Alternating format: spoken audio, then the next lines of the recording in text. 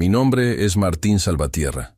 Tengo 58 años y vivo en una casita humilde en las afueras de Morelia, Michoacán. La heredé de mis padres hace ya más de una década. Durante 3 meses, mi hijo Darío me ha estado llamando todas las noches, exactamente a las 9:15 para preguntarme si estoy solo. Ayer decidí mentirle por primera vez, y esa mentira me salvó la vida. Quiero contar mi historia como advertencia para otros padres que, como yo, jamás pensarían que sus propios hijos podrían convertirse en su mayor amenaza. Antes de seguir con mi historia, quiero pedirte un favor. Dale like al video, suscríbete al canal y comenta desde dónde me estás viendo. Tu apoyo es muy importante. La tarde de ayer comenzó como cualquier otra. Preparé mi café, el mismo que tomo todas las tardes después de regresar del taller mecánico donde trabajo medio tiempo.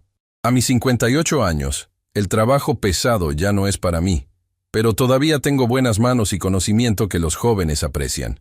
Estaba limpiando algunas herramientas en el fregadero cuando sonó mi celular. «¿Bueno?», contesté, secándome las manos con un trapo. «Papá, soy yo». La voz de mi hijo Darío sonaba como siempre, plana, casi sin emoción. «Ah, hijo, ¿cómo estás? ¿Todo bien en el trabajo?», pregunté intentando mantener la conversación normal, aunque ya sabía lo que vendría. «Sí, todo bien», respondió rápidamente. Luego vino la pregunta de siempre. «¿Estás solo ahorita?». Mi corazón se aceleró. Durante 3 meses había respondido con la verdad. «Sí, estoy solo». Y cada vez, sin falta, Darío colgaba inmediatamente. Las pocas veces que alguien estaba conmigo y se lo dije, me bombardeaba con preguntas. ¿Quién está ahí? ¿Qué hace en la casa? ¿Cuánto tiempo se va a quedar? Esta vez, algo dentro de mí me dijo que debía mentir. «No, no estoy solo», respondí sujetando con fuerza el teléfono. Arantxa vino a tomar café. El silencio al otro lado de la línea fue breve pero notable. «¿Arantxa? ¿La abogada?». Su voz cambió, tensión evidente en cada sílaba. «¿Qué hace ella ahí?». «Vino a ayudarme con unos papeles de la casa», improvisé. «Ya sabes, esos trámites que nunca termino de entender». «¿Qué papeles? ¿De qué están hablando?», insistió Darío, su voz cada vez más agitada. «Nada importante, hijo. Solo la escritura de la casa, impuestos, cosas de viejos», dije intentando sonar casual. «¿Por qué? ¿Necesitas algo?». «No», respondió secamente.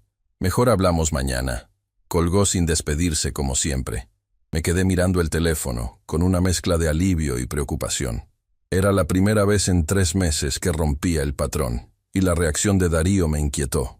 Dejé el teléfono sobre la mesa y caminé hacia la ventana. La casita que me dejaron mis padres no es gran cosa. 2 recámaras pequeñas, un baño, cocina-comedor y una salita. Pero es mi hogar, lleno de recuerdos y del esfuerzo de toda una vida. Nunca pensé que tendría que protegerlo de mi propio hijo. Darío nació cuando yo tenía 26 años.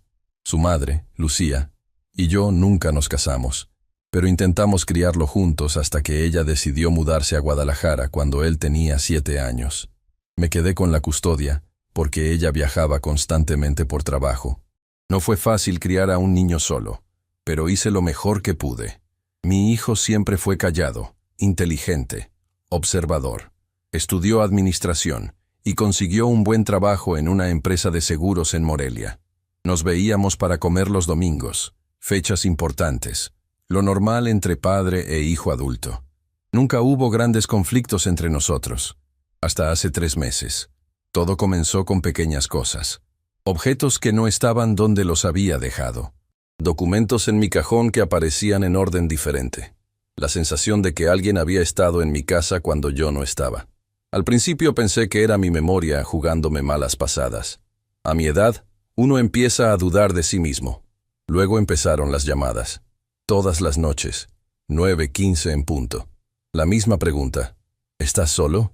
Intenté preguntarle a Darío por qué quería saber eso, pero siempre evadía el tema o decía que solo se preocupaba por mí, que no quería que estuviera solo a mi edad. Un día, al regresar del trabajo, noté que mi caja de herramientas estaba abierta. Faltaba mi llave inglesa grande. Pensé que quizás la había prestado y olvidado. 2 días después, el cajón donde guardo documentos importantes estaba ligeramente abierto, aunque estaba seguro de haberlo cerrado. Fue entonces cuando decidí instalar cámaras. No es algo que un padre quiera hacer, espiar en su propia casa por miedo a su hijo. Pero algo no estaba bien. Mi amigo Ramón, que trabaja en una tienda de electrónicos, me ayudó a instalar 2 pequeñas cámaras, una en la sala y otra apuntando a la puerta principal. Me mostró cómo revisar las grabaciones en mi teléfono. La primera noche no pasó nada, ni la segunda.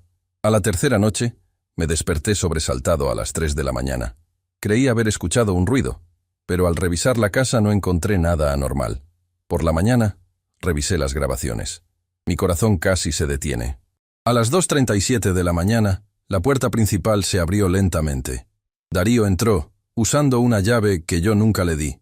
Se movió con la familiaridad de quien conoce cada rincón. Fue directo al cajón de documentos, sacó varios papeles, los fotografió con su celular y luego los regresó cuidadosamente. Después, caminó silenciosamente hacia mi recámara. Abrió la puerta apenas lo suficiente para mirar adentro. Me observó dormir por casi un minuto completo. Y luego se fue tan sigilosamente como había llegado. Sentí que el piso se movía bajo mis pies.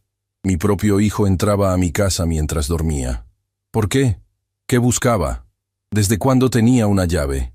Miles de preguntas sin respuesta daban vueltas en mi cabeza. Ese día llamé a Arantxa Velarde, una abogada amiga mía desde hace años. La conocí cuando me ayudó con la herencia de esta casa. Es una mujer directa, honesta, y la única persona en quien sentí que podía confiar en ese momento. Nos reunimos en una cafetería lejos de mi casa y de la oficina de Darío. Le mostré el video y le conté sobre las llamadas nocturnas. «Martín, esto es muy serio», dijo Arantxa después de ver la grabación. «No solo es allanamiento, es una violación de tu privacidad y seguridad. ¿Has notado algo más extraño?». Le conté sobre los objetos movidos, la llave desaparecida y un detalle que había recordado esa mañana. Hace aproximadamente 4 meses, Darío me pidió prestados 50.000 pesos para una inversión de emergencia. Le di el dinero sin preguntar mucho. Confío en él y nunca ha sido irresponsable con el dinero. Ahora me preguntaba si habría alguna conexión. «Necesitamos saber qué está pasando», dijo Arantxa. «Yo puedo ayudarte legalmente, pero primero hay que entender qué está buscando Darío. ¿Tienes algo de valor que él pudiera querer?». Negué con la cabeza. «Vivo con mi pensión y lo que gano en el taller. La casa es lo único que tengo, y no vale mucho en esta zona». «¿Y qué documentos estaba revisando?». «Parecían mis papeles del banco, la escritura de la casa, y creo que mi identificación oficial». Arantxa frunció el ceño. «Martín, ¿crees que podrías averiguar qué está pasando en la vida de Darío? ¿Tiene problemas económicos, adicciones, malas amistades?». «No lo sé», confesé. «Nos hemos distanciado en los últimos años. Se divorció de Jimena hace 2 años, y desde entonces está más retraído. Pero siempre cumple con nuestras comidas dominicales, aunque últimamente está callado, como ausente». «¿Y no has notado cambios en su comportamiento, más allá de las llamadas?». Pensé un momento. «A veces parece que habla solo, murmura cosas que no entiendo. Y una vez lo vi discutiendo acaloradamente por teléfono, pero cuando le pregunté, dijo que era un cliente difícil». Arantxa tomó mi mano sobre la mesa. Su gesto me reconfortó, pero sus palabras me helaron la sangre. «Martín, necesitamos saber qué planea tu hijo. Si tiene una copia de tu llave y está revisando tus documentos personales, podría estar tramando algo grave. ¿Tienes forma de acceder a su departamento?». La idea me pareció descabellada al principio. ¿Entrar al departamento de mi hijo sin su permiso? Pero recordé cómo él había entrado al mío, cómo me observaba dormir, y supe que Arantxa tenía razón. «Tengo una llave de emergencia», admití. «Me la dio cuando se mudó, por si acaso». «Bien», asintió ella. «Creo que deberíamos ir hoy mismo, mientras está en el trabajo. No tocaremos nada, solo intentaremos entender qué está pasando». Esa tarde, con un nudo en el estómago, me encontré frente al edificio de apartamentos donde vive Darío. Arantxa estaba a mi lado. Su presencia me daba el valor que me faltaba. Subimos al 3er piso y, tras asegurarnos de que nadie nos veía, abrí la puerta con la llave de emergencia. El departamento estaba impecablemente ordenado, como siempre. Darío heredó mi sentido del orden, pero algo se sentía diferente. Una energía extraña impregnaba el ambiente. Arantxa señaló el escritorio en la esquina de la sala. «Empecemos por ahí». Nos acercamos. Y con cuidado de no mover nada, examinamos los papeles esparcidos sobre la superficie. Facturas vencidas, estados de cuenta bancarios mostrando un saldo negativo alarmante, y cartas de cobro de varias financieras. «Está endeudado hasta el cuello», murmuró Arantxa, revisando los montos. «Más de $500,000. ¿Sabías algo de esto?». Negué con la cabeza, sintiendo que conocía cada vez menos a mi propio hijo. Seguimos revisando y encontramos algo que me dejó sin aliento. Un poder notarial a nombre de Darío Beltrán para administrar los bienes de Martín Salvatierra. Mi supuesta firma estaba ahí, pero yo jamás había firmado semejante documento. «Es falso», dije con voz temblorosa. «Nunca firmé esto. Es una falsificación burda», confirmó Arantxa después de examinar el papel. Cualquier notario con experiencia lo detectaría. En el cajón superior del escritorio encontramos algo aún más perturbador. Un frasco pequeño sin etiqueta conteniendo un líquido transparente, junto a una hoja impresa con instrucciones sobre dosis de sedantes y sus efectos en personas mayores. «Martín», la voz de Arantxa sonaba alarmada. «Tenemos que salir de aquí y llamar a la policía». En ese momento, mi teléfono vibró. Era un mensaje de texto de mi vecina, doña Malena Castañeda. «Don Martín, disculpe la molestia, pero entré a su casa porque olí gas. Encontré algo extraño conectado a su estufa. Creo que debería venir rápido». Sentí que el aire abandonaba mis pulmones. Mostré el mensaje a Arantxa. «Vámonos ya», dijo ella, tomando fotos rápidas de los documentos y del frasco. «Esto es más grave de lo que pensábamos». Salimos apresuradamente del departamento, con la terrible sospecha de que mi propio hijo estaba planeando algo impensable. Mientras bajábamos las escaleras, mi teléfono sonó. Era Darío. «Papá». Su voz sonaba extrañamente calmada. «¿Dónde estás? Pasé por tu casa y no te encontré». El miedo me paralizó. Eran apenas las 3 de la tarde. Darío debería estar en su trabajo, no buscándome en mi casa. «Estoy con Arantxa», logré decir, aferrándome a la mentira que había comenzado la noche anterior. «Estamos revisando unos asuntos legales». «¿Dónde?», insistió. «Necesito verte urgentemente». Miré a Arantxa, quien negó discretamente con la cabeza. «Estamos en su despacho», mentí. «Pero tardaremos un rato. ¿Por qué no nos vemos más tarde?». Hubo un silencio prolongado antes de que respondiera. «No importa. Hablamos en la noche». Colgó, y supe en ese momento que algo terrible estaba por suceder. La mentira que había dicho la noche anterior, asegurando que no estaba solo, había alterado sus planes. Y ahora, mientras corríamos hacia mi casa, me preguntaba qué exactamente había interrumpido y qué encontraríamos al llegar. El reloj marcaba las 3:15 de la tarde. En menos de 6 horas, mi hijo volvería a llamar preguntando si estaba solo. Esta vez, sabía que mi respuesta determinaría mucho más que una simple conversación. Podría determinar si viviría para ver otro amanecer. Arantxa y yo llegamos a mi casa en menos de 20 minutos. Doña Malena nos esperaba en la entrada, visiblemente nerviosa. Es una mujer de unos 70 años que ha vivido al lado de mi casa desde que tengo memoria. Conoció a mis padres y me ha visto envejecer. Su rostro normalmente amable estaba tenso. «Don Martín, qué bueno que llegó», dijo al vernos. Vine a dejarle las tortillas que le prometí y sentí un olor raro, como a gas, pero diferente. «¿Entró a la casa?», pregunté mientras abría la puerta. «Sí, perdone la intromisión. Tengo la llave de emergencia que me dio hace años. Me preocupé mucho y decidí revisar». Entramos los tres. La casa parecía normal, pero doña Malena nos guió directamente a la cocina. «Mire», señaló hacia la estufa. Encontré esto conectado atrás. Me agaché para ver mejor. Era un pequeño dispositivo digital conectado a la tubería principal de gas. Tenía una pantalla que mostraba números. 03.00. «Es un temporizador», dijo Arantxa, examinándolo sin tocarlo. «Parece programado para activarse a las 3 de la mañana». «¿Activarse para qué?», preguntó doña Malena. Con cuidado, seguí los cables que salían del temporizador. Estaban conectados a una válvula que no pertenecía a mi instalación original. «Para abrir el gas», respondí con un hilo de voz. «A las 3 de la mañana mientras duermo». Nos miramos en silencio, comprendiendo la gravedad de lo que habíamos encontrado. Mi hijo no solo entraba a mi casa por las noches, había instalado un mecanismo para liberarme gas mientras dormía. Hay que llamar a la policía, dijo Arantxa, sacando su teléfono. Espera, la detuve. Necesitamos pruebas más concretas. Si acusamos a mi hijo sin evidencia suficiente, podría negarlo todo. ¿Qué más pruebas quieres, Martín? Esto es un intento de asesinato. Lo sé, respondí, sintiendo que cada palabra me quemaba la garganta. Pero necesitamos entender todo el plan. ¿Por qué lo hace? Quiero estar seguro antes de destruir su vida. Arantxa me miró con una mezcla de comprensión y frustración. ¿Y qué propones? El frasco que encontramos en su departamento. Necesitamos saber qué contiene. Doña Malena, que había escuchado nuestra conversación con creciente horror, intervino. Conozco a alguien que podría ayudar. Mi sobrino Teodoro es químico forense en el laboratorio estatal. Si es urgente, él podría analizarlo discretamente.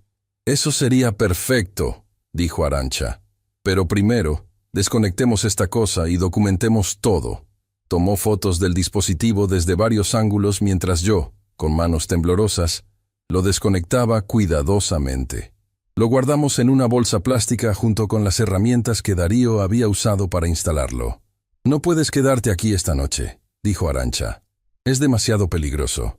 Puede quedarse en mi casa, ofreció doña Malena. Tengo un cuarto extra desde que mi hijo se fue a Estados Unidos.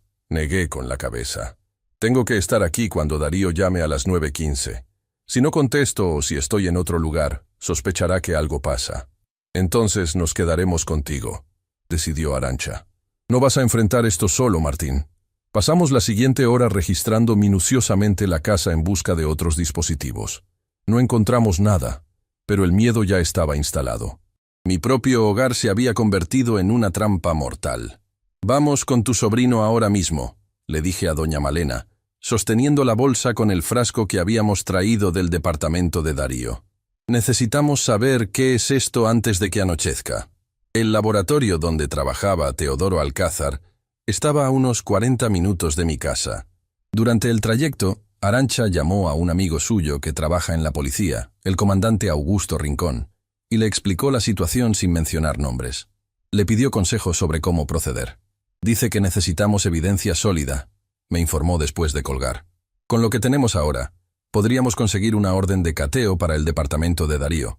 Pero primero debemos confirmar qué contiene ese frasco. Teodoro nos recibió en la entrada trasera del laboratorio. Es un hombre joven, de unos 35 años, con lentes gruesos y una expresión seria.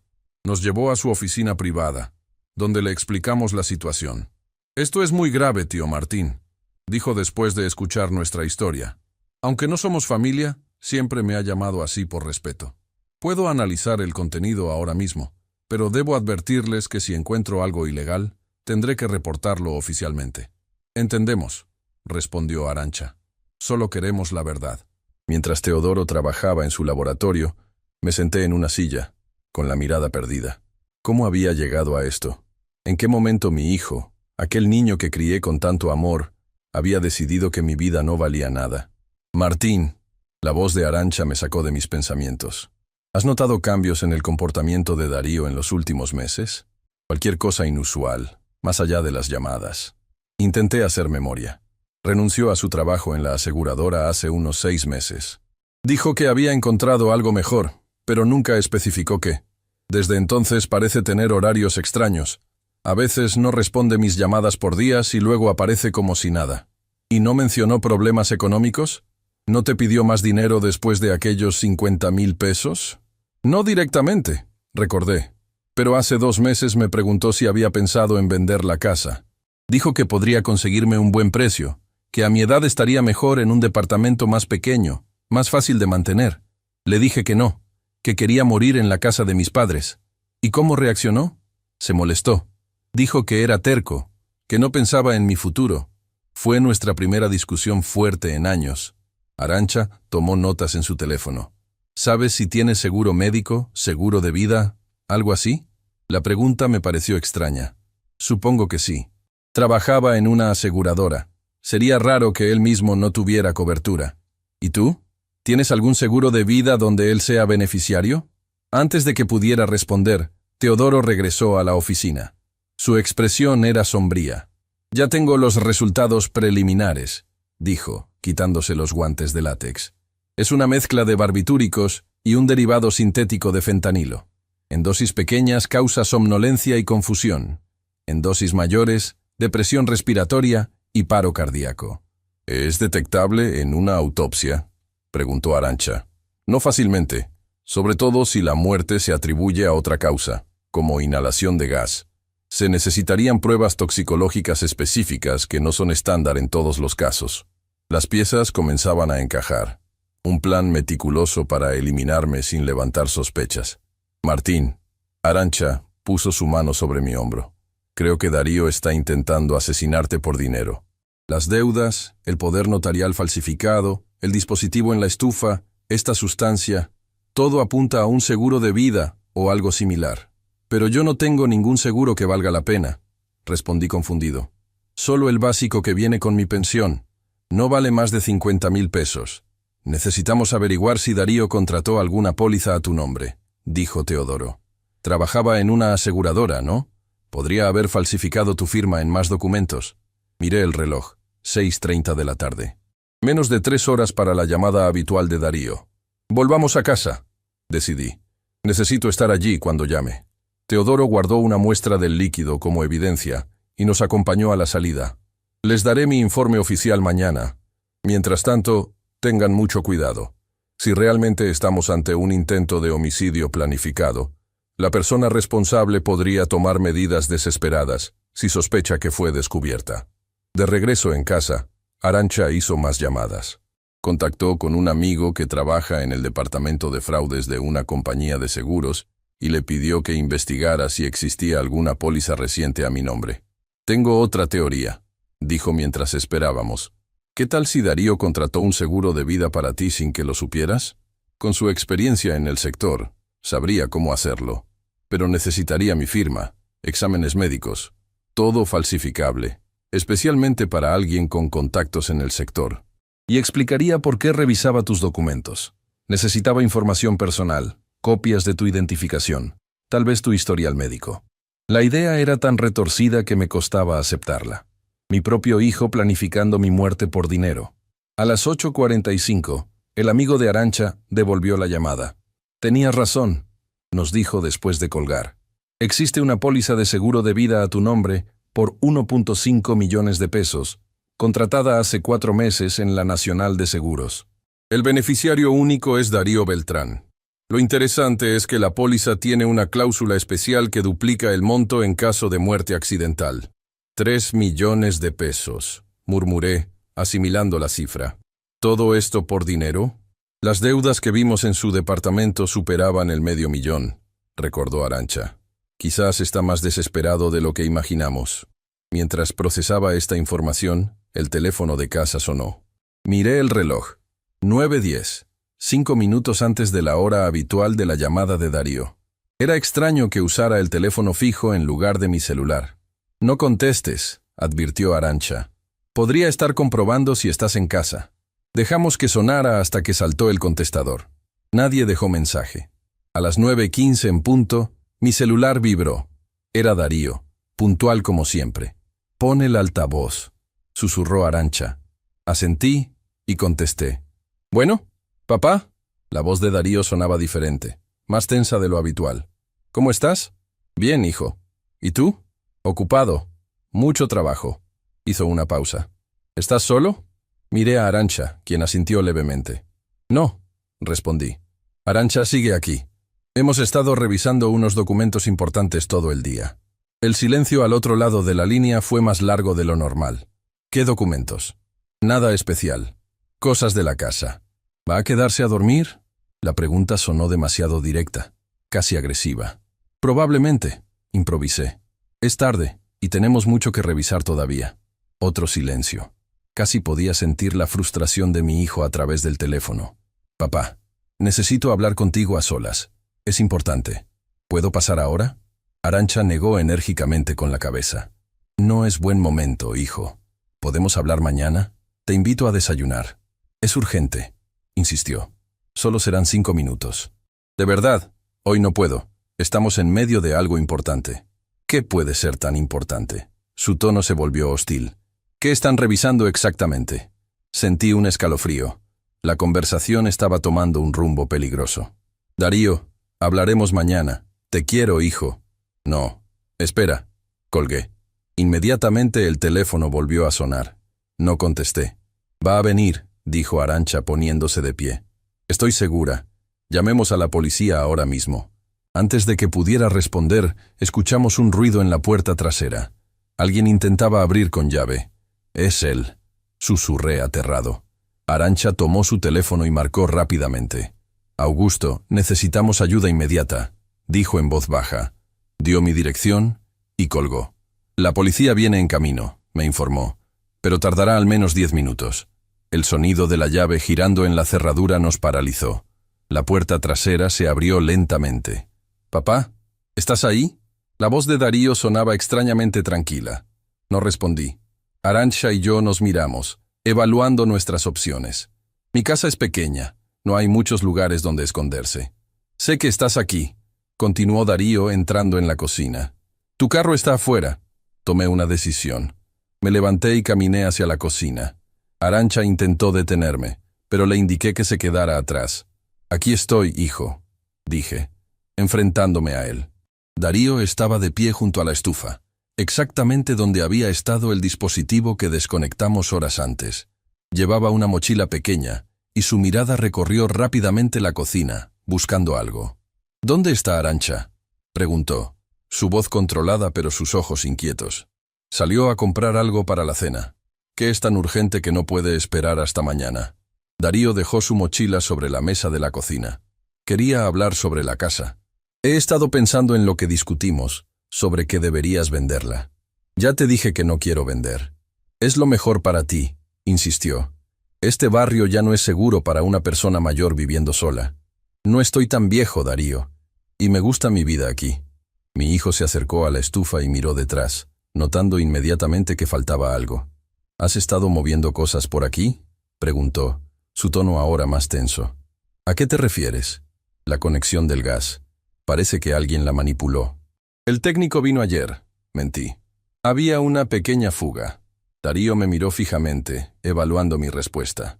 Luego, sin previo aviso, abrió su mochila y sacó un frasco idéntico al que habíamos encontrado en su departamento. Te traje unas vitaminas, dijo, colocando el frasco sobre la mesa. Para tu presión arterial. Deberías tomarlas esta noche, antes de dormir. Mi corazón latía tan fuerte que temí que pudiera escucharlo. Gracias, pero ya tomé mis medicamentos. Estas son nuevas. Más efectivas. Abrió el frasco y sacó 2 pastillas blancas. Tómalas ahora. Te ayudarán a dormir mejor. Prefiero esperar a mañana. Primero quiero consultarlo con mi doctor. La expresión de Darío cambió. Vi algo en sus ojos que nunca había visto antes. Una frialdad calculadora que no reconocí en mi hijo. Insisto, papá, es por tu bien. Se acercó a mí, extendiendo su mano con las pastillas. En ese momento, Arantxa apareció en la entrada de la cocina. La policía acaba de llegar, Martín, anunció con voz firme. Darío se giró, sorprendido. Su mano se cerró instintivamente sobre las pastillas. ¿Policía? ¿Por qué llamaste a la policía?, me preguntó, su voz ahora temblorosa. Antes de que pudiera responder, 2 oficiales uniformados entraron en la cocina. Detrás de ellos venía el comandante Augusto Rincón, vestido de civil. ¿Darío Beltrán?, preguntó Rincón. Mi hijo asintió, visiblemente nervioso. Tenemos algunas preguntas sobre un dispositivo encontrado en esta casa, un frasco de sustancias controladas y una póliza de seguro contratada hace 4 meses. Continuó el comandante. Le sugiero que nos acompañe a la comisaría. Darío me miró, sus ojos ahora llenos de pánico. Por un instante, vi al niño asustado que una vez consolé después de una pesadilla. Luego, su expresión cambió nuevamente, endureciéndose. No entiendo de qué hablan, dijo. Solo vine a visitar a mi padre. A traerle unas vitaminas. El comandante señaló el frasco sobre la mesa. ¿Son esas las vitaminas? ¿Le importa si las analizamos? En ese momento, Darío pareció colapsar. Sus hombros cayeron y toda la tensión en su rostro se transformó en una expresión de derrota. Él me lo ordenó, murmuró, tan bajo que apenas lo escuché. Dijo que era la única salida. ¿Quién te lo ordenó, hijo?, pregunté, acercándome cautelosamente. Darío levantó la mirada. sus ojos ahora extrañamente vacíos. El hombre de la esquina, el que me habla cuando nadie más está cerca, dijo que si no lo hacía, vendría por mí. Un escalofrío recorrió mi espalda. No había ningún hombre en ninguna esquina. Mi hijo estaba hablando de voces en su cabeza. Darío. ¿Desde cuándo escuchas a este hombre?, preguntó el comandante, con voz sorprendentemente suave. Desde hace tiempo. Meses. Años tal vez. Darío se llevó las manos a la cabeza. Quería que me asegurara que papá estuviera solo, que nadie interfiriera. Miré a Arantxa, cuyos ojos reflejaban la misma dolorosa comprensión que seguramente mostraban los míos. Esto iba más allá de las deudas, más allá del dinero. Mi hijo estaba enfermo, gravemente enfermo. Mientras los oficiales esposaban a Darío y le leían sus derechos, sentí que mi mundo se desmoronaba. La policía confiscó el frasco de vitaminas y revisó la mochila de mi hijo, encontrando más dispositivos similares al que habíamos desconectado de la estufa. «Señor Salvatierra», dijo el comandante Rincón mientras se llevaban a Darío, «necesitaremos su declaración formal mañana, y creo que debería considerar solicitar una evaluación psiquiátrica para su hijo». Asentí, incapaz de hablar. Vi cómo metían a Darío en el carro patrulla. Su mirada perdida me rompió el corazón. ¿Cómo no había notado que estaba sufriendo? ¿Cómo no había visto las señales? «No es tu culpa, Martín», dijo Arantxa, como si leyera mis pensamientos. «Las enfermedades mentales pueden ser muy difíciles de detectar, incluso para los más cercanos». Cuando todos se fueron, me quedé solo en mi sala, contemplando el teléfono. Las llamadas de Darío a las 9:15, su insistencia en saber si estaba solo, su entrada furtiva por las noches. Todo tenía ahora un significado más oscuro y más triste del que había imaginado. Esa noche, por primera vez en meses, mi teléfono no sonó a las 9:15. En lugar de sentir alivio, sentí un vacío profundo. Mi hijo estaba en una celda, enfrentando cargos graves, y yo acababa de descubrir que la amenaza a mi vida no venía del hijo que creía conocer, sino de una enfermedad que lo había transformado en alguien que ya no reconocía. Mañana tendría que enfrentar interrogatorios, papeleo, abogados, médicos. Pero esta noche, solo podía pensar en todas las veces que Darío me había preguntado si estaba solo. Quizás, en el fondo, era él quien siempre se había sentido solo, atrapado en una mente que le jugaba terribles pasadas. Y yo, su padre, no había sabido verlo. No dormí esa noche. ¿Cómo podría, sabiendo que mi hijo estaba en una celda, enfrentando cargos por intentar asesinarme? La madrugada me encontró sentado en mi sala, con una taza de café frío entre las manos, tratando de entender cómo habíamos llegado a esto. A las 7 de la mañana, Arantxa tocó mi puerta. Había ojeras bajo sus ojos. Tampoco había dormido mucho. «¿Cómo estás, Martín?», preguntó, aunque la respuesta era obvia. «Destrozado», admití. No dejo de pensar que debí haberlo notado, que debí haber visto las señales.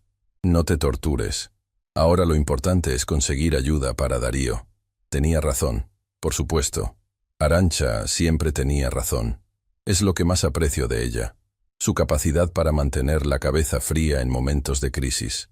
«Hablé con Augusto esta mañana», continuó, refiriéndose al comandante Rincón.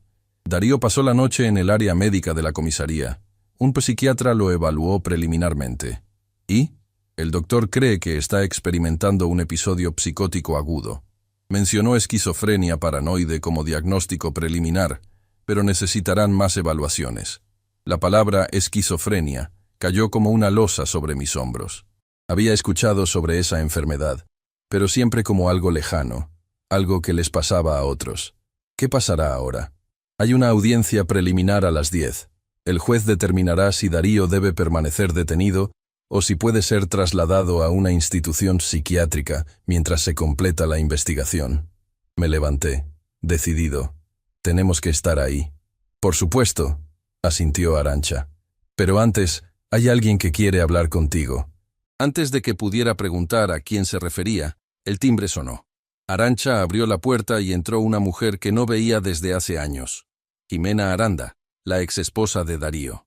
«Martín», dijo, acercándose para darme un breve abrazo. «Lo siento tanto». Jimena y Darío estuvieron casados por 5 años. Se divorciaron hace 2, supuestamente por incompatibilidad de caracteres. Nunca me involucré demasiado. Creía que era un asunto entre ellos. Jimena, ¿qué haces aquí? Arantxa me llamó anoche. Me contó lo que pasó. Se sentó frente a mí, retorciendo nerviosamente un pañuelo entre sus manos. Hay cosas que debes saber sobre Darío. Cosas que nunca te conté. Mi corazón se aceleró. ¿Qué cosas? Darío comenzó a cambiar hace unos 3 años, poco antes de que nos separáramos. Al principio eran pequeñeces. Se olvidaba de citas importantes. Se quedaba mirando fijamente a la nada durante minutos. Hablaba en voz baja cuando creía que no lo escuchaba. Eso no suena tan extraño, comenté, aunque un nudo se formaba en mi garganta. Luego empeoró. Empezó a acusarme de conspirar contra él. Decía que yo hablaba con sus colegas a sus espaldas, que movía sus cosas del lugar para confundirlo. Una noche lo encontré en la cocina, a oscuras, convencido de que alguien había entrado al departamento para envenenarnos. Cada palabra era como una puñalada. ¿Cómo no me había contado nada de esto? ¿Por qué nunca me lo dijiste, Jimena? Bajó la mirada. Él me hizo prometerle que no te preocuparía. Dijo que podía manejarlo, que eran solo episodios de ansiedad por el estrés del trabajo. Comenzó a ver a un psiquiatra, el doctor Rogelio Merino. Parecía estar mejorando con la medicación. ¿Medicación? ¿Qué medicación? Antipsicóticos. No recuerdo el nombre exacto. Cuando nos separamos, él seguía tomándolos. Me prometió que continuaría su tratamiento. Las piezas comenzaban a encajar. Las deudas, el comportamiento errático, las llamadas nocturnas. ¿Crees que dejó de tomar sus medicamentos? Pregunté. Es lo más probable. Después del divorcio, perdió su seguro médico premium. Los medicamentos son caros, y el doctor Merino también. Sin cobertura, quizás decidió que podía arreglárselas solo. Arantxa, que había escuchado en silencio, intervino. Necesitamos hablar con ese doctor. ¿Crees que podría darnos información sobre el caso de Darío? Con una orden judicial, seguramente, respondió Jimena. Pero yo puedo decirles algo más. Hacia el final de nuestro matrimonio, Darío estaba obsesionado con la idea de que alguien lo estaba vigilando, específicamente a través de ti, Martín. ¿A través de mí? Pregunté confundido. Creía que ellos, nunca especificó quiénes, habían instalado dispositivos en tu casa para espiarlo, que usaban tu teléfono para escuchar sus conversaciones, incluso cuando él no estaba contigo. Por eso comenzó a evitar visitarte. Y ahora me llamaba cada noche para verificar si estaba solo. Murmuré, entendiendo la retorcida lógica. Quería asegurarse de que nadie más estuviera escuchando. Es típico de los delirios paranoides, explicó Jimena. Construyen sistemas lógicos complejos basados en premisas falsas. ¿Cómo sabes tanto sobre esto? Mi hermana es psicóloga clínica. Después de que empezaron los síntomas de Darío, leí todo lo que pude sobre el tema. El reloj marcaba las 8:30. Teníamos que prepararnos para la audiencia. Jimena, gracias por venir, dije levantándome. ¿Nos acompañarías al juzgado? Tu testimonio podría ser crucial. Asintió sin dudarlo. Por supuesto. Aunque nuestro matrimonio terminó, nunca dejé de preocuparme por él. Mientras Arantxa hacía algunas llamadas más, me duché y me puse mi mejor camisa. No sabía exactamente qué esperar de la audiencia, pero quería estar presentable. Por Darío, por mi hijo. Llegamos al juzgado a las 9:45. El edificio era imponente, frío, como suelen ser los lugares donde se decide el destino de las personas. Arantxa nos guió a través de pasillos y oficinas hasta la sala correcta. El comandante Rincón nos esperaba en la entrada. A su lado había un hombre de mediana edad, con barba entrecana y expresión serena. Martín, este es el doctor Rogelio Merino, nos presentó Rincón. El psiquiatra que trataba a Darío. Aceptó venir como testigo experto. Estreché su mano, agradecido. Gracias por estar aquí, doctor. Es mi deber, respondió con voz grave. Darío ha sido mi paciente durante 3 años. Lamento profundamente no haber podido prevenir esto. ¿Cuándo fue la última vez que lo vio? Preguntó Arantxa. Hace aproximadamente 6 meses. Dejó de acudir a sus citas y no respondía a mis llamadas. Es común que pacientes con su condición abandonen el tratamiento cuando comienzan a sentirse mejor, o cuando los síntomas les dicen que no pueden confiar en su médico. ¿Qué podemos esperar hoy?, pregunté ansioso. He revisado el informe de la evaluación preliminar, explicó el doctor Merino. Concuerdo con el diagnóstico provisional. Darío está experimentando un brote psicótico severo, con delirios paranoides estructurados y posiblemente alucinaciones auditivas. Mi recomendación será que reciba tratamiento psiquiátrico intensivo en lugar de encarcelamiento. ¿Y el juez aceptará esa recomendación?, inquirió Jimena. Depende de varios factores, intervino Rincón. La gravedad del intento, la evidencia de premeditación, el riesgo para la sociedad. Pero el testimonio del doctor tendrá mucho peso, especialmente si usted, don Martín, no presenta cargos formales. ¿No presentar cargos? La idea me sorprendió. Pero intentó... Matarte, sí, completó Arantxa suavemente. Pero si se determina que actuó bajo un episodio psicótico, sin plena conciencia de sus actos, la prioridad debería ser su tratamiento, no su castigo. Antes de que pudiera responder, un alguacil anunció que la audiencia comenzaría en 10 minutos. Entramos a la sala y tomamos asiento en la primera fila. El ambiente era tenso, sofocante. La puerta lateral se abrió y 2 oficiales escoltaron a Darío. Mi corazón se encogió al verlo. Vestía un uniforme gris de detenido y tenía las manos esposadas al frente. Su mirada recorría nerviosamente la sala, sin enfocarse en nada ni en nadie. Cuando finalmente me vio, su expresión cambió por un instante, pero no pude descifrar si era miedo, vergüenza o algo más. La audiencia comenzó con la lectura formal de los cargos. Intento de homicidio premeditado, falsificación de documentos, fraude de seguros. Cada palabra era como un puñal. No podía conciliar esa lista de crímenes con el hijo que había criado. El fiscal presentó la evidencia: el dispositivo de la estufa, el frasco con la sustancia tóxica, las fotografías del departamento de Darío con los documentos falsificados, el informe del químico forense. Todo era abrumador, irrefutable. Luego vino el turno de los testigos. Primero declaró Teodoro, explicando la naturaleza de la sustancia encontrada y sus efectos letales. Después fue Arantxa, detallando cómo descubrimos el plan. Cuando me llamaron al estrado, sentí que mis piernas apenas podían sostenerme. Juré decir la verdad, y luego relaté la historia desde el principio. Las llamadas nocturnas, los objetos movidos, las grabaciones de Darío entrando a mi casa, el descubrimiento del seguro de vida.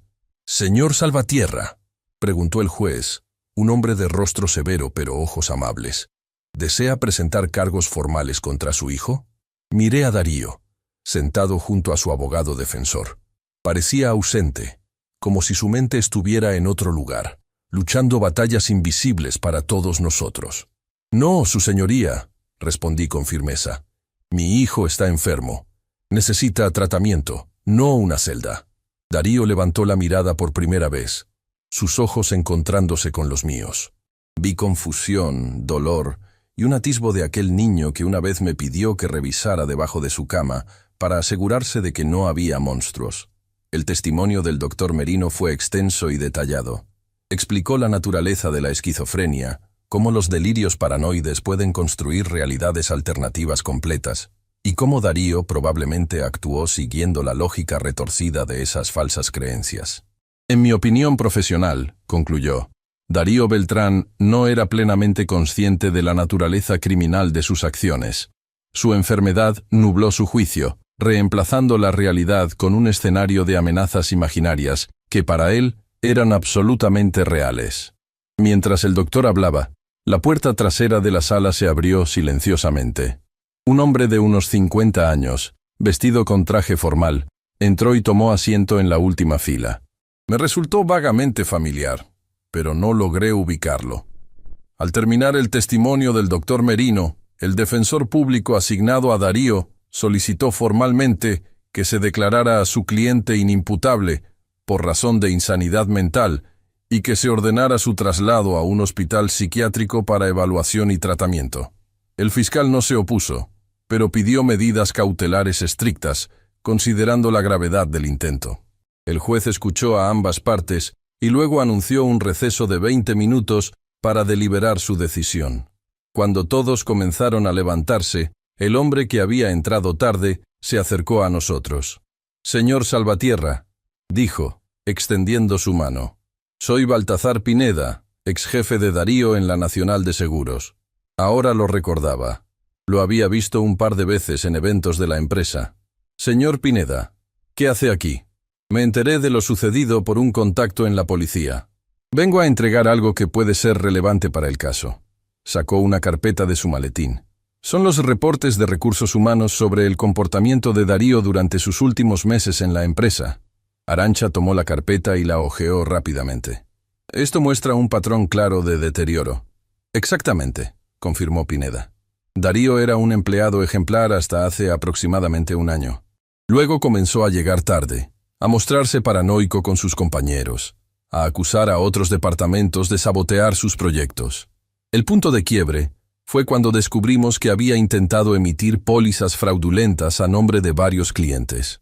¿Por eso lo despidieron?, pregunté. Técnicamente, renunció antes de que concluyera la investigación interna.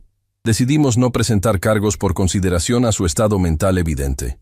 Le recomendamos buscar ayuda profesional. Bajó la mirada, incómodo. Quizás debimos haber sido más firmes, haber contactado a su familia. No se culpe, intervino el doctor Merino. Las enfermedades mentales son complejas. Sin el consentimiento del paciente, hay límites a lo que los empleadores pueden hacer.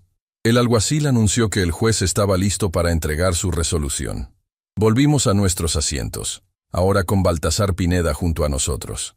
El juez entró y todos nos pusimos de pie. Su rostro no revelaba nada. Habiendo escuchado los testimonios y examinado la evidencia presentada, este juzgado determina lo siguiente. Primero, existe evidencia suficiente para establecer que el acusado, Darío Beltrán Salvatierra, planeó y comenzó a ejecutar acciones que, de completarse, habrían resultado en la muerte de Martín Salvatierra. Hizo una pausa, y el silencio en la sala era absoluto. Sin embargo, también existe evidencia médica convincente de que el acusado sufre de un trastorno mental severo que afectó significativamente su capacidad para comprender la criminalidad de sus actos. Por tanto, se declara al acusado inimputable por razones de insanidad mental. Un murmullo recorrió la sala. El juez continuó. Se ordena el traslado inmediato del acusado al Hospital Psiquiátrico Estatal para evaluación exhaustiva y tratamiento por un período inicial de 3 años, sujeto a revisiones periódicas de su progreso. Durante este tiempo, se le prohíbe cualquier contacto con la víctima sin supervisión médica y autorización judicial. Miré a Darío, esperando ver alguna reacción, pero su rostro seguía impasible, como si la sentencia fuera sobre otra persona. El juez golpeó su mazo, dando por concluida la audiencia. Los oficiales se acercaron a Darío para llevárselo. ¿Puedo hablar con él?, le pregunté al abogado defensor. Lo siento, señor Salvatierra. Será trasladado inmediatamente al hospital. Quizás en unas semanas, cuando esté más estabilizado. Vi cómo se llevaban a mi hijo, esposado, custodiado como un criminal, pero víctima de su propia mente enferma. Quise correr hacia él, abrazarlo, decirle que todo estaría bien, que lo ayudaríamos a sanar. Pero me quedé inmóvil, paralizado por la mezcla de alivio, dolor y culpa que me embargaba. Afuera del juzgado, el sol brillaba con una indiferencia cruel. La vida seguía. El mundo continuaba girando, ajeno a cómo mi realidad se había hecho añicos en menos de 24 horas. «Hiciste lo correcto, Martín», dijo Arantxa, apretando mi mano. «Darío recibirá la ayuda que necesita». «¿Y después? ¿Qué pasará cuando salga? ¿Cómo podré volver a confiar en él? ¿Cómo podrá él perdonarme por no haber visto que sufría?» El doctor Merino, que nos acompañaba, intervino. «La esquizofrenia es tratable, señor Salvatierra. Con medicación adecuada y terapia, muchos pacientes logran llevar vidas funcionales. No será un camino fácil, pero hay esperanza. Me gustaría visitar el hospital», dije. «Ver dónde estará, conocer a los médicos que lo tratarán». «Puedo arreglarlo», ofreció el doctor. «Conozco al director. De hecho, si me lo permite, me gustaría seguir involucrado en el caso de Darío. Siento cierta responsabilidad por haber perdido contacto con él». Asentí agradecido. Al menos Darío tendría buenos profesionales cuidando de él. Jimena se acercó, con los ojos húmedos. «Debo irme. Tengo un vuelo de regreso a Guadalajara esta tarde, pero estaré en contacto, Martín. Y si necesitas cualquier cosa...» «Gracias por venir, Jimena. Tu testimonio fue crucial». Nos despedimos con un abrazo breve. Mientras la veía alejarse, pensé en todo lo que no sabía sobre la vida de mi hijo. en todas las señales que había pasado por alto. Baltasar Pineda también se despidió, entregándome su tarjeta. Por favor, manténgame informado sobre la evolución de Darío. Era un excelente empleado, muy talentoso. Cuando esté mejor, podríamos hablar sobre posibilidades de reincorporación. Era un gesto amable, aunque sabía que el camino de recuperación de Darío sería largo. Arantxa me llevó de regreso a casa. Durante el trayecto, apenas hablamos. No hacía falta. Su presencia era suficiente consuelo en ese momento. Al llegar, vi mi casa con nuevos ojos. El lugar que por décadas había sido mi refugio ahora parecía extraño, contaminado por los recuerdos de lo que casi sucede ahí. ¿Quieres que me quede contigo esta noche?, ofreció Arantxa. No, estaré bien. Necesito estar solo un rato, procesar todo esto. Me miró con preocupación. ¿Seguro? Ha sido un día muy intenso. Seguro. Te llamaré mañana, lo prometo. Cuando se fue, recorrí lentamente cada habitación, tratando de reconectar con mi hogar. En la cocina, donde había estado el dispositivo letal, me detuve. El reloj marcaba las 9:13. Por un instante, esperé que sonara el teléfono a las 9:15, como había sucedido cada noche durante los últimos 3 meses. Pero no sonó, y supe que no sonaría en mucho tiempo. Me serví un vaso de agua y me senté en mi sillón favorito. En la mesa de centro estaba la foto de Darío cuando tenía 10 años, sonriendo con los dientes chuecos, sosteniendo orgulloso su primer premio de matemáticas. Era el niño brillante que había criado solo, el joven prometedor en quien había depositado tantas esperanzas. Ahora ese niño estaba encerrado en un hospital psiquiátrico, luchando contra demonios que yo ni siquiera podía imaginar. Y aunque había intentado matarme, no podía evitar pensar que, de alguna manera, yo también le había fallado. Han pasado 6 meses desde que Darío fue internado en el Hospital Psiquiátrico Estatal. 6 meses de visitas semanales, de avances y retrocesos, de esperanza y desesperación. La primera vez que me permitieron verlo fue 3 semanas después de la audiencia. Había perdido peso, y la medicación lo mantenía en un estado casi letárgico. Apenas me reconoció cuando entré a la sala de visitas. Sus ojos, antes vivos e inteligentes, parecían apagados, mirando a través de mí como si fuera transparente. «Hola, hijo», dije, sentándome frente a él. Una enfermera permaneció en la esquina de la habitación, vigilante pero discreta. Darío parpadeó lentamente. «Papá», murmuró. No era una pregunta ni un saludo, solo el reconocimiento mecánico de mi presencia. «¿Cómo te sientes? ¿Te están tratando bien?». Se encogió de hombros. Sus manos, siempre inquietas, ahora descansaban inmóviles sobre la mesa. «La medicina me hace sentir raro», dijo finalmente, como si estuviera viendo todo desde lejos. «El doctor Merino dice que es temporal. Tu cuerpo se está adaptando». Mencioné al doctor Merino porque, tal como prometió, se había involucrado en el caso de Darío. Visitaba el hospital 2 veces por semana y me mantenía informado sobre su progreso. Darío asintió, distraído. Luego, sin previo aviso, preguntó: «¿Por qué estoy aquí?». La pregunta me dejó helado. «¿No lo recuerdas?». «Recuerdo fragmentos, cosas que no tienen sentido». Frunció el ceño, esforzándose por conectar piezas dispersas en su mente. «Recuerdo llamarte todas las noches. Recuerdo entrar a tu casa cuando dormías. Pero no entiendo por qué. Estabas enfermo, hijo. Aún lo estás, pero te estás recuperando. ¿Qué me pasó?». Sus ojos se enfocaron en mí por primera vez, buscando respuestas. ¿Cómo explicarle que había intentado asesinarme? Que había planeado minuciosamente mi muerte para cobrar un seguro. El doctor Merino me había advertido que sería contraproducente abrumarlo con todos los detalles de golpe, que necesitaba tiempo para procesar su realidad fragmentada. «Tu mente te estaba jugando malas pasadas», respondí con cuidado. «Te hizo creer cosas que no eran ciertas. Actuaste basándote en esas creencias falsas. ¿Te lastimé?». Su voz se quebró. «No, hijo. No llegaste a lastimarme. Técnicamente era verdad. El plan nunca se completó». Darío bajó la mirada, avergonzado. «Hay momentos en que recuerdo voces. Voces que no eran reales, ¿verdad?». No eran reales. Era tu enfermedad hablando. Esa primera visita fue breve pero dolorosa. Mi hijo estaba allí físicamente. pero una parte de él seguía perdida en el laberinto de su mente. Al despedirme, me detuvo tomándome de la manga. ¿Volverás?, preguntó con voz pequeña, como cuando era niño y temía que lo dejara. Cada semana, prometí. Estaré aquí cada semana sin falta. Y cumplí mi promesa. A veces las visitas eran desalentadoras. Darío abstraído, confundido, atrapado en sus propios pensamientos. Otras veces veía destellos del hijo que conocía. Hacía preguntas coherentes sobre mi trabajo, recordaba anécdotas de su infancia, incluso sonreía ocasionalmente. El doctor Merino ajustó varias veces su medicación, buscando el equilibrio entre controlar los síntomas y permitirle mantener cierta claridad mental. Me explicó que el tratamiento de la esquizofrenia es un proceso de prueba y error, que cada paciente responde de manera diferente. Mientras tanto, intenté reconstruir mi vida.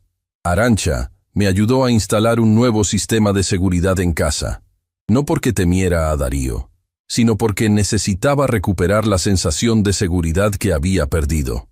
Volví a trabajar en el taller, aunque mis compañeros notaron que estaba más callado, más introspectivo. Doña Malena se convirtió en mi apoyo diario. Me traía comida, insistía en que cenáramos juntos al menos 3 veces por semana, y nunca mencionaba lo ocurrido a menos que yo sacara el tema. Hoy es un día importante. Después de 6 meses, Darío tendrá su primera evaluación formal ante el juez. Los médicos presentarán su informe de progreso y se decidirá si continúa con el mismo régimen o si se modifican las condiciones de su internamiento. Llego temprano al juzgado. Es el mismo donde se realizó la audiencia inicial, pero hoy se siente diferente. Menos intimidante, quizás porque ya sé qué esperar, o quizás porque ahora entiendo mejor lo que está en juego. Arantxa me espera en la entrada. Ha sido mi roca durante todo este proceso, no solo como abogada, sino como amiga. «Buenos días, Martín», me saluda con un breve abrazo. «¿Cómo te sientes?» «Nervioso», admito. «¿Has visto el informe médico?» «Sí, me lo facilitaron ayer. Es bastante positivo. Darío ha respondido bien al tratamiento, aunque los médicos recomiendan que continúe internado al menos 1 año más». ¿1 año más? La noticia me desanima un poco. Parte de mí esperaba que pudiera regresar a casa pronto, aunque otra parte sabe que es demasiado pronto. «Es lo mejor para él», dice Arantxa con suavidad. «Necesita estabilizarse completamente antes de enfrentarse al mundo exterior». Entramos juntos al juzgado. El doctor Merino ya está allí, revisando unos documentos junto al defensor público asignado a Darío. «Señor Salvatierra», me saluda el doctor. «¿Listo para hoy?» «Tan listo como puedo estar». «¿Cómo está Darío esta mañana?» «Relativamente bien. Comprende la importancia de esta audiencia. Hemos reducido ligeramente su medicación para que pueda estar más presente, pero aún así podría mostrarse algo desorientado. ¿Puedo verlo antes de que comience todo?» El doctor consulta su reloj. «Tenemos unos minutos. Está en una sala de espera con un enfermero. Veré si puedo arreglarlo». Mientras esperamos, veo entrar a Jimena. Ha venido desde Guadalajara para la audiencia. Nos saludamos con un abrazo sincero. A pesar de su divorcio con Darío, ha mantenido contacto regular conmigo y ha visitado a mi hijo en el hospital varias veces. «¿Cómo lo ves?», me pregunta después de intercambiar las cortesías habituales. Cada semana está un poco mejor, más conectado con la realidad.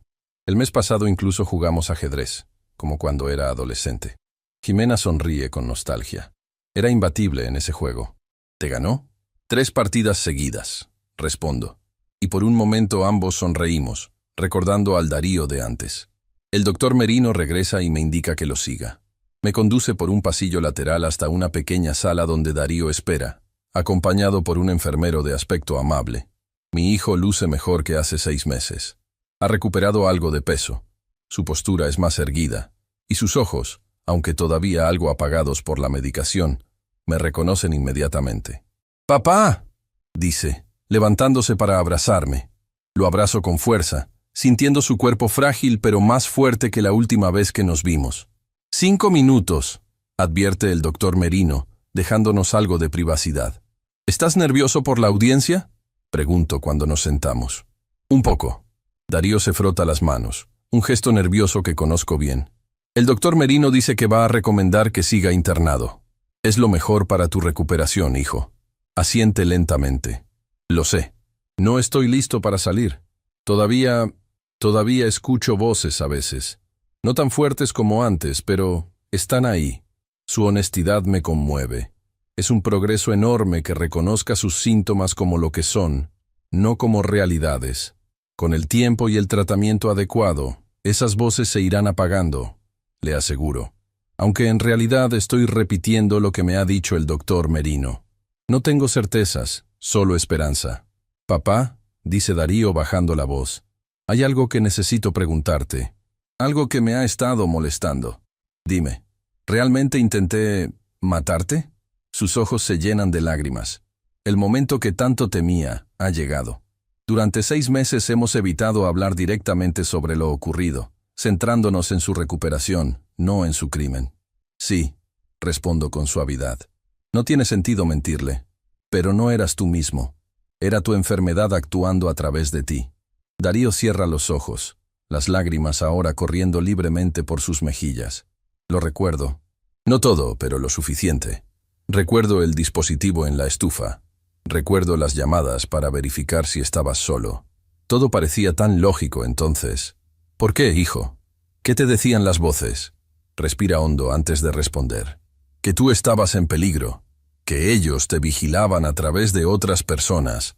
Que la única forma de salvarte era hacerlo parecer un accidente para que ellos perdieran interés en ti.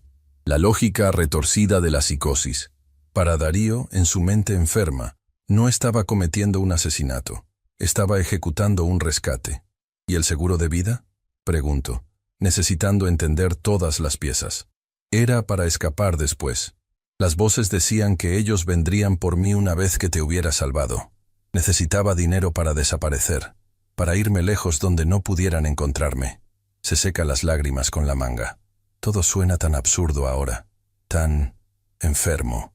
Es parte del proceso de recuperación. Reconocer lo irracional de esos pensamientos, digo, repitiendo nuevamente las palabras del doctor Merino.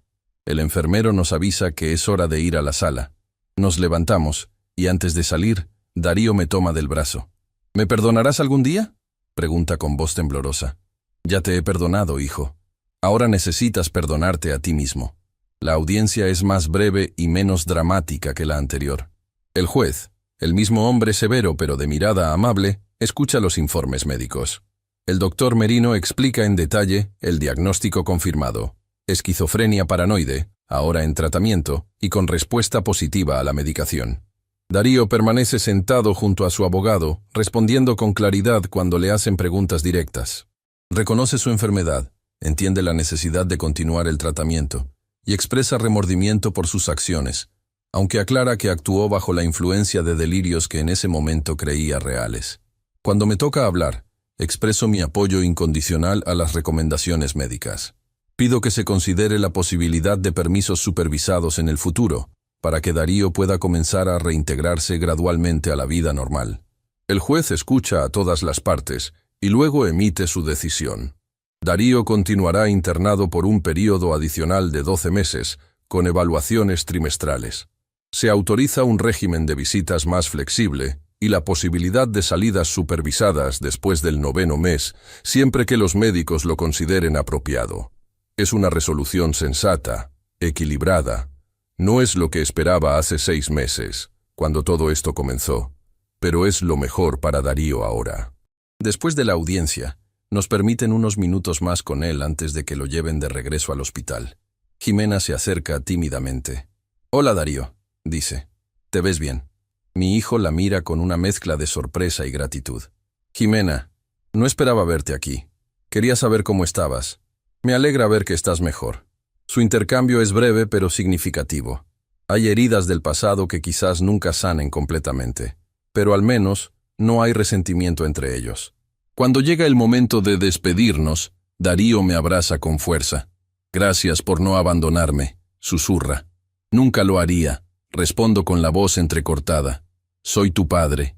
Siempre estaré aquí para ti». Lo veo alejarse con el enfermero, caminando más derecho, más presente que hace 6 meses. Hay un largo camino por recorrer, pero hemos dado los primeros pasos. Arantxa, Jimena y yo salimos juntos del juzgado. El sol de la tarde baña la ciudad, recordándome que la vida continúa a pesar de todo. ¿Quieren ir a tomar un café?, propone Jimena. Tengo un par de horas antes de mi vuelo. Acepto la invitación. Mientras caminamos hacia una cafetería cercana, Arantxa me pregunta sobre mis planes para la casa. ¿Has pensado en venderla después de todo lo ocurrido? Niego con la cabeza. Es mi hogar. No voy a dejar que lo que pasó me quite eso también. Hago una pausa. Además, quiero que Darío tenga un lugar al que volver cuando esté listo. Eres un buen padre, Martín, dice Jimena. Siempre lo has sido. Sus palabras me confortan, aunque no puedo evitar preguntarme si un buen padre hubiera notado antes las señales. Si hubiera estado más atento, más presente, ¿podría haber evitado que la enfermedad de Darío avanzara tanto? En la cafetería, mientras tomamos un café, Jimena nos cuenta sobre su trabajo en Guadalajara. Arantxa habla de sus otros casos, y yo escucho, agradecido por estos momentos de normalidad en medio de la tormenta que ha sido mi vida. Cuando Jimena se marcha para tomar su vuelo, Arantxa me acompaña de regreso a casa. En el camino, pasamos frente al taller donde trabajo. ¿Volverás mañana?, pregunta. Sí, la rutina me ayuda a mantenerme centrado. Me alegra oír eso. La vida debe continuar, Martín. Al llegar a casa, doña Malena me espera en el porche con una cacerola de sopa recién hecha. ¿Cómo fue todo?, pregunta preocupada. Bien, Darío seguirá en tratamiento un año más, pero está mejorando. Gracias a Dios. Se persigna. Le he estado rezando todas las noches. Le agradezco la sopa y su apoyo constante. Cuando se va, entro a mi casa. Ya no siento ese miedo, esa sensación de que es un lugar peligroso. He reclamado mi hogar, mi vida.